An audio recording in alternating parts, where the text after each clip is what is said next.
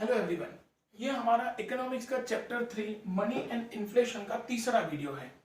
दो वीडियोस के अंदर हम लोगों ने बार्टर सिस्टम और बार्टर सिस्टम की प्रॉब्लम्स मतलब के लिमिटेशंस के बारे में हम लोगों ने डिस्कस किया। जब हम लोगों ने देखा कि बार्टर सिस्टम के इतने सारे प्रॉब्लम्स थे और धीरे धीरे जैसे लोग बढ़ते गए, कम्युनिटीज बढ़ती चली गई, छोटे छोटे गांव शहरों में कन्वर्ट होने लगे और बार्टर सिस्टम हमारे लिए यूजर्स बनने लगा, तो बार्टर सिस्टम की जगह पे कौन सा सिस्टम डेवलप किया जाए, ये सभी के सामने एक बहुत बड़ा क्वेश्चन था और इसीलिए मनी सिस्टम को डेवलप किया गया। मनी क्या होता है? कोई भी एक ऐसा मीडियम जिसको हम लोग एक्सेप्ट कर सकें और जिसको हम लोग एक्सचेंज के लिए यूज कर सकें, उस सिस्टम को मनी सिस्टम बोला जाता है। सबसे पहले दुनिया के अंदर कमोडिटी मनी चला करती थी।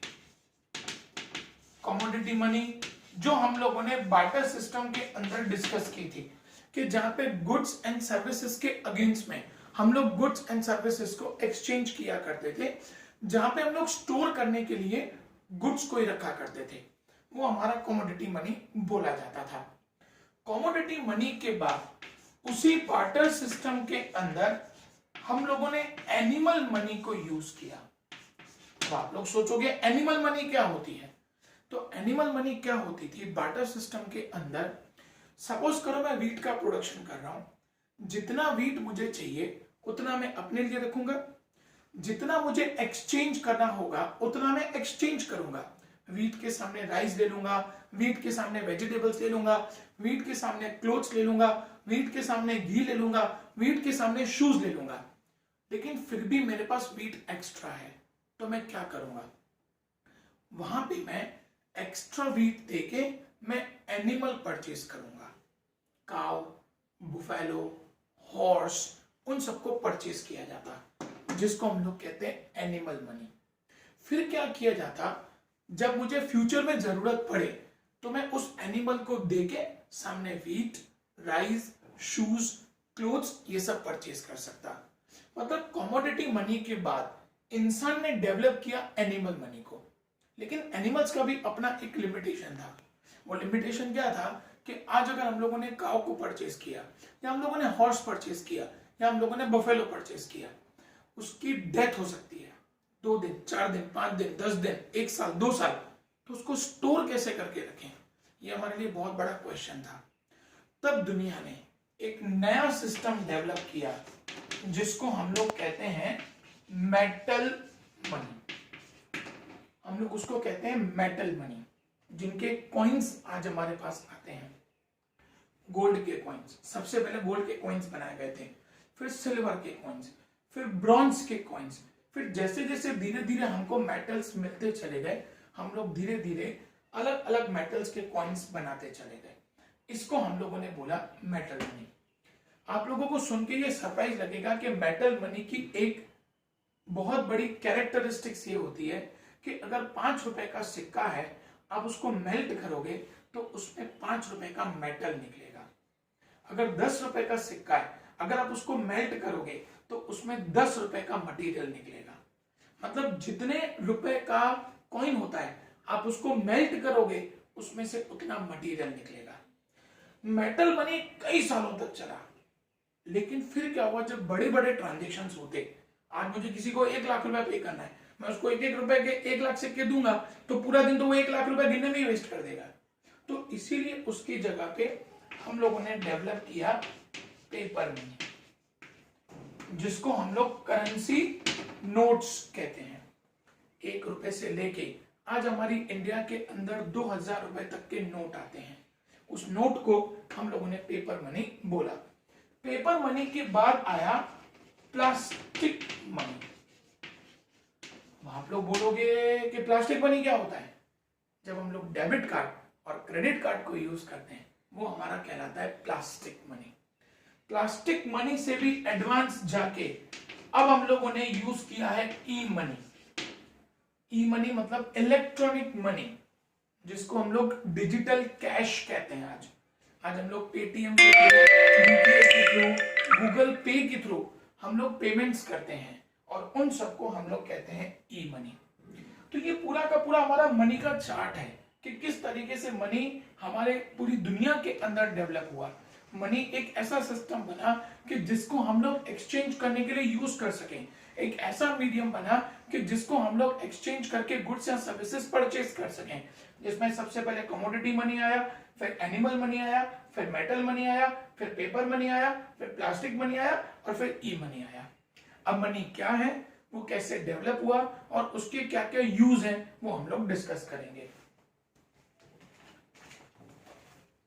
टॉपिक है origin and development of the concept of money in order to simplify the procedure of exchange and to introduce a universally acceptable medium which satisfy the store of value function under the barter system.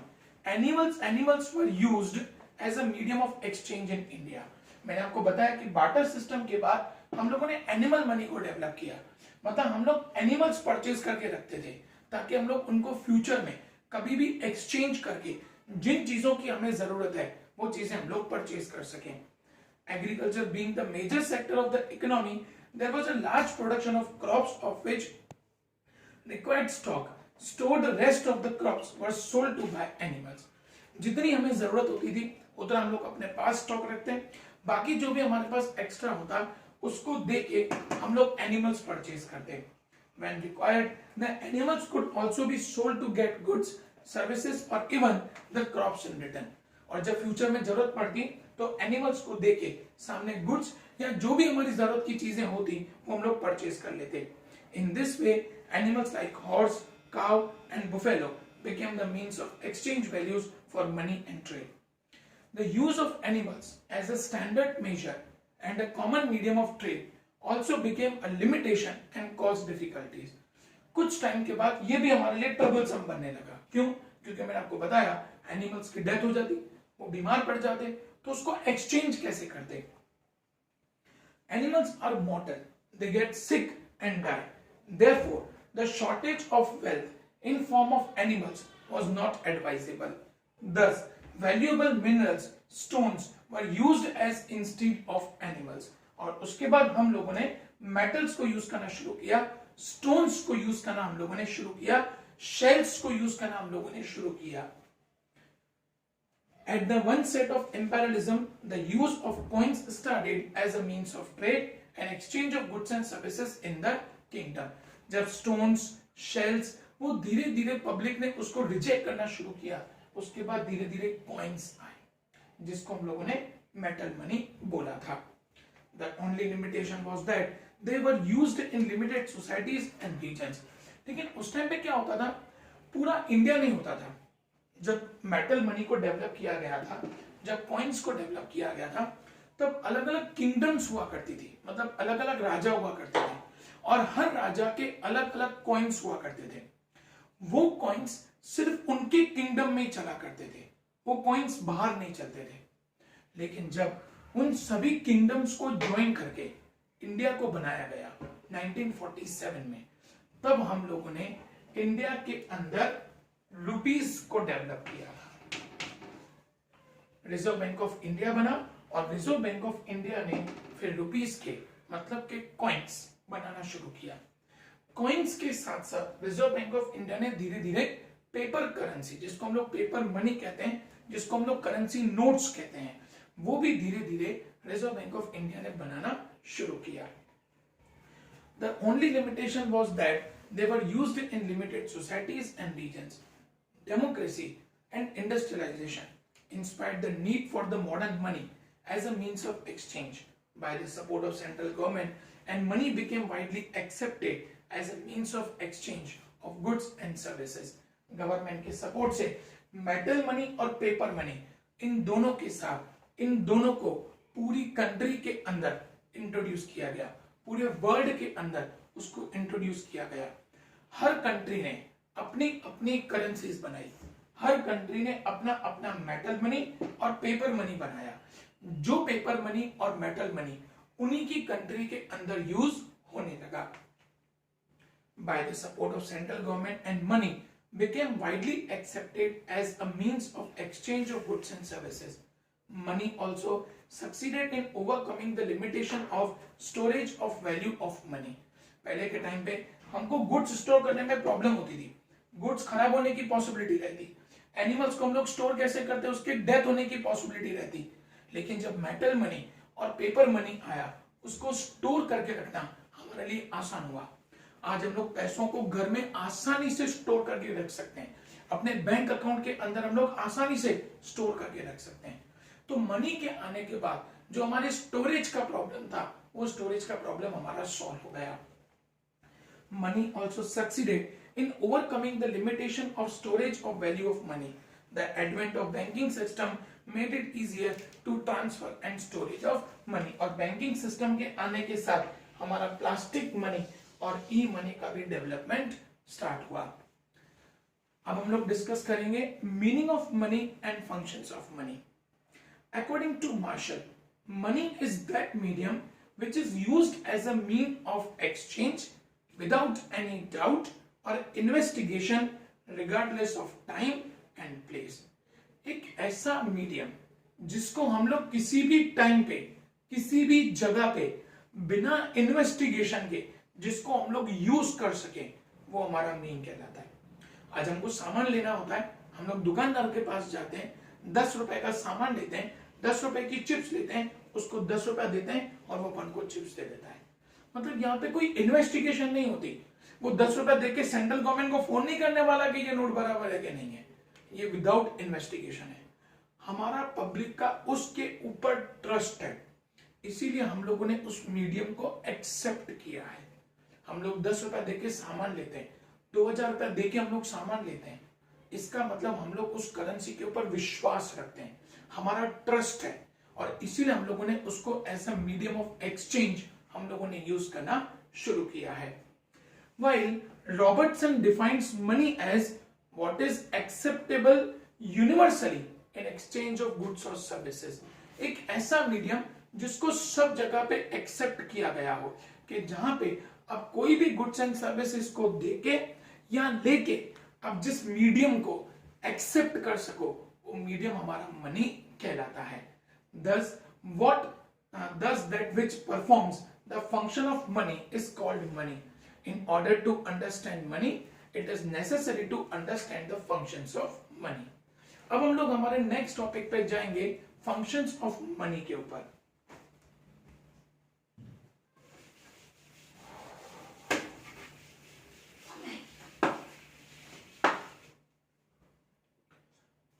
सबसे पहला आता है money as a medium of exchange. आज हम लोग money को आसानी से एक्सचेंज के लिए यूज कर सकते हैं। एक्सचेंज के लिए यूज करने का मतलब होता है कि आज हमारे पास पैसा है, हम लोग उन पैसों को देते हैं, सामने सामान ले लेते हैं। आज हम लोग दुकानदार हैं, हम लोग सामान देते हैं और सामने पैसा ले लेते हैं। मतलब मनी एक ऐसा मीडियम बन गया है कि जिसको हम लोग आसानी से एक्सचेंज के लिए यूज कर सकते हैं। The most important function of money is to act as medium of exchange and trade. It removes the limitation of the lack of double coincidence of bonds and make exchange easier. Barter system हमको एक दूसरे के ऊपर depend रहना पड़ता। मेरे को किसी को वीट देके सामने राइस देना पड़ता, मतलब मुझे सामने वाले के ऊपर डिपेंड रहना पड़ता कि वो मेरे से वीट लेगा और मेरे को राइस देगा। लेकिन मनी सिस्टम आने के बाद ये प्रॉब्लम सॉल्व हो गया। मेरे पास वीट है, मैं वीट बेचूंगा, मेरे पास पैसा आएगा, अब उन पैसों से मुझे जो भी चीज यूज करनी है वो मैं चीज परचेज कर सकूंगा। The farmer can get money in exchange of wheat and then from that money he can buy clothes, rice, ghee etcetera. हमारे लिए काम सिंपल हो गया। मैं व्हीट ग्रो कर रहा हूं, मैं व्हीट को बेचूंगा, उसमें से पैसा आएगा, उन पैसों से मैं क्लोथ्स परचेज करूं, घी परचेज करूं, शू परचेज करूं, वो मेरे पे डिपेंड करता है। An individual can spend money to satisfy his present demands of goods and services and also save the money for future to satisfy his future needs for goods and services. Money के आने की वजह से आज हम लोग उसको save करके रख सकते हैं ताकि उसको हम लोग फ्यूचर के लिए यूज कर सकें। आज मैंने शूज परचेज किए, 6 महीने के बाद मुझे फिर से शूज की जरूरत है। बार्टर सिस्टम में वो चीज पॉसिबल नहीं होती थी, लेकिन मनी सिस्टम है, मेरे पास पैसा है, 6 महीने के बाद मुझे शूज चाहिए, मैं 6 महीने के बाद शूज परचेज कर सकता हूं। Basically money is used as a medium to satisfy the needs of an individual by buying goods और सर्विसेज। और इसका मतलब मनी एक ऐसा मीडियम बन गया है कि जिसको हम लोग जब चाहे जैसे चाहे एक्सचेंज करके हम लोग अपनी जरूरतों को पूरा कर सकते हैं। दूसरा फंक्शन देखें, money as a store of value. Barter system में क्या होता था, गुड्स को स्टोर करके रखना हमारे लिए प्रॉब्लमेटिक होता था, गुड्स बिगड़ जाते। एनिमल्स को स्टोर करके रखना हमारे लिए प्रॉब्लम होता, वो मर जाते। लेकिन आज जब मनी का सिस्टम है, हम उसको आसानी से स्टोर करके रख सकते हैं। हम बैंक में अपना पैसा सेव करके रख सकते हैं, हम उसको गोल्ड के फॉर्म में स्टोर करके रख सकते हैं, हम उसको प्रॉपर्टी के फॉर्म में स्टोर करके रख सकते हैं। मतलब मनी की वजह से उसको स्टोर करके रखना हमारे लिए इजी हो गया है। Another function of money is store of value. If a person produced goods and services in exchange of other goods and services, but saving wealth for future needs of goods and services was difficult before the use of money as a means of exchange. Animals were mortal and of long-term saving of values was not possible using them. Animals mortal होते थे, वो कभी बीमार भी पड़ जाते, कभी उनकी डेथ भी हो जाती। तो एनिमल्स को स्टोर करके रखना हमारे लिए पॉसिबल नहीं होता, गुड्स को स्टोर करके रखना हमारे लिए पॉसिबल नहीं होता, क्योंकि गुड्स बिगड़ जाते।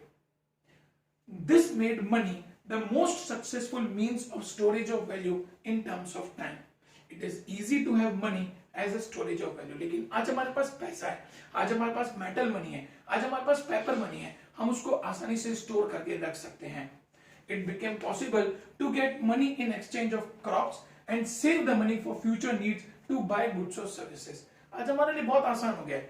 अगर मैं कोई सामान बेच रहा हूँ, अगर मैं वेजिटेबल्स बेच रहा हूँ, मैं वेजिटेबल्स बेच के पैसा ले लूंगा।